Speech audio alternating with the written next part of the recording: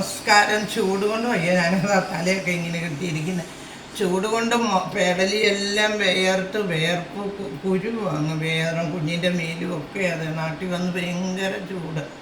അപ്പോൾ ഇന്ന് ഞാൻ വിചാരിച്ചു, നമ്മൾ അന്നൊരു ദിവസം ചക്ക വരട്ടിയതുണ്ടായിരുന്നില്ല, അത് വെച്ച് നമുക്ക് ഇച്ചിരി വത്സനുണ്ടാക്കാം. അപ്പം അത് നിങ്ങളെ ഞാനൊന്ന് കാണിക്കാം അങ്ങനെ. അപ്പം വേണ്ട രാവിലെ സബ്ജി വെച്ചാൽ അത് കഴിക്കാൻ ഗാജർ കൊടുത്തതാണ്. അതാ നല്ല കഴിക്കുന്നത്.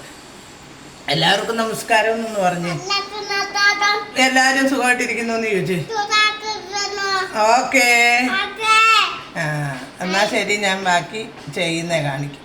അന്ന് ചക്ക വഴറ്റിയത് ഞാൻ ഒരു ഭാഗത്ത് വെച്ചിട്ടുണ്ട്. പിന്നെ ഒരു മുറി തേങ്ങ തിരുമ്മിയിട്ടുണ്ട്. പിന്നെ നമുക്ക് കുറച്ച് ഉണ്ടയും കൂടെ ഇതിനകത്തോട്ട് ഇങ്ങനെ ചീകിയിടാം. ഒരു മധുരം വേണ്ട. ഗോതമ്പ് പൊടിയും അരിപ്പൊടിയും കൂടെ ചെയ്യുന്നത്.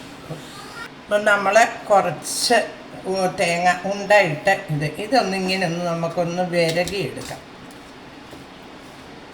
ഇതിങ്ങനെ ഒന്ന് വിരകിയെടുത്തിട്ട് നമുക്ക് ഇപ്പം ഞാൻ ഗ്യാസിൽ തന്നെ ഇത് വെച്ചേക്കുന്നത്. അപ്പം നമുക്ക് ഇലയപ്പം അങ്ങോട്ട് ഉണ്ടാക്കാം തുടങ്ങും.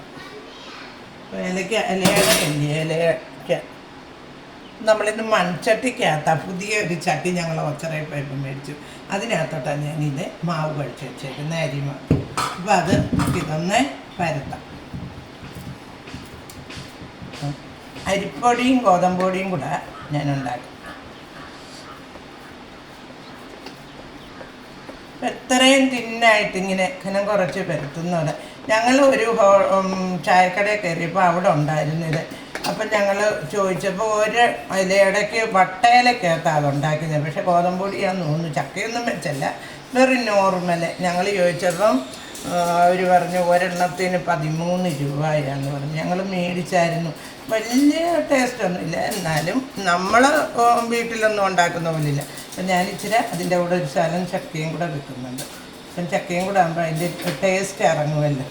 എന്നിട്ട് ഇതിങ്ങനെ അങ്ങോട്ട് മടക്കിയിട്ട് നമ്മൾ 2 വശവും ഇത് തന്നെ വേണമെങ്കിൽ ഇങ്ങനെ 2 വശവും കൂടെ പൊതിഞ്ഞും വെക്കാം, അല്ലാതെ ചുമ്മാതും വെക്കാം. ഇവളെന്നെ കൊണ്ട് പിടിയെടുക്കാൻ സമ്മതിക്കത്തേ ഇല്ല. പെണ്ണ് ഉടനെ വരും വഴക്കിന്. അവളെ എടുത്തുകൊണ്ട് വേണം എല്ലാം ചെയ്യാൻ. എനിക്കത് പറ്റുമോ ഇപ്പം? അപ്പം ഞാൻ വിചാരിച്ചു നമ്മൾ ഇതൊന്ന് ഉണ്ടാക്കിയിട്ട് അത് തന്നെ നമുക്ക് തന്നെ ഈ ഉണ്ടക്കകത്ത് തന്നെ ഇട്ട് നമുക്ക് നമ്മൾ ഈ ചക്ക വഴറ്റിയത് ഇതിനകത്തിട്ട് തന്നെ ഇളക്കി അങ്ങനെ നമുക്ക് ചെയ്യാം. ഏത് രീതിയിൽ വേണമെങ്കിലും നമുക്ക് ചെയ്യാം. ആദ്യം നമ്മൾ ഒരു കാര്യം ചെയ്യുക, ഇങ്ങനെ ചിരിതല എടുക്കുക, എന്നിട്ട് തേങ്ങായുമായിട്ട് മിക്സ് ചെയ്ത് അങ്ങനെ നമുക്ക് വെക്കാം.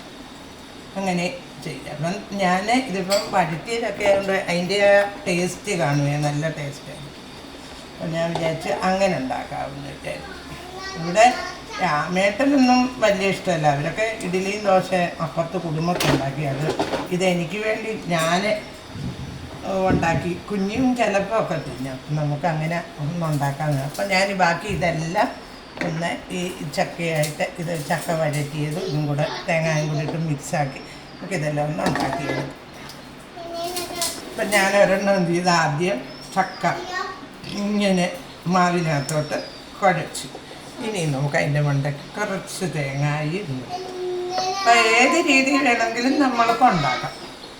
ഇതിപ്പോൾ ഒരു കാര്യം ഉണ്ടെന്നുണ്ടെങ്കിൽ ഇങ്ങനെയും വെച്ചുണ്ടാക്കാം. തന്നെ ഇങ്ങനെ മടക്കാം, ഇങ്ങനെയും ഉണ്ടാക്കാം.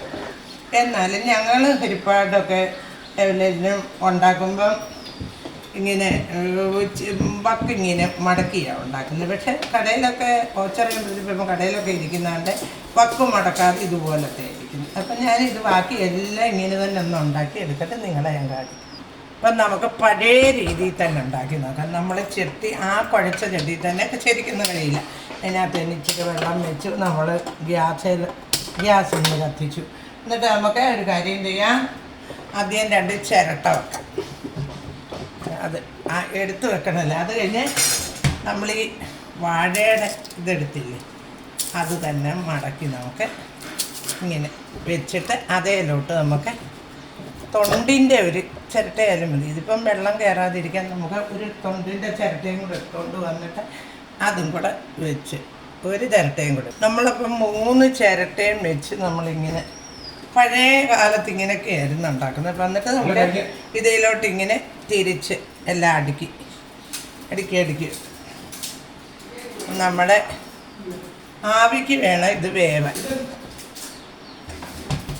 നമ്മൾ ഒത്തിരി ഒന്നും ഉണ്ടാക്കിയിട്ടില്ല, കുറച്ചേ ഉള്ളൂ. അപ്പോൾ അത് നമുക്ക് ഇങ്ങനെ ഒന്നെല്ലാം പെറുക്കി വെച്ച് നമുക്ക് ഇനി ഒരു ഇഡ്ഡലി കുട്ടകത്തിൻ്റെ അടപ്പെടുത്ത് നമുക്കിതൊന്ന് അടയ്ക്കാം. അപ്പം നമ്മുടെ ഇതൊന്ന് തുറന്നു.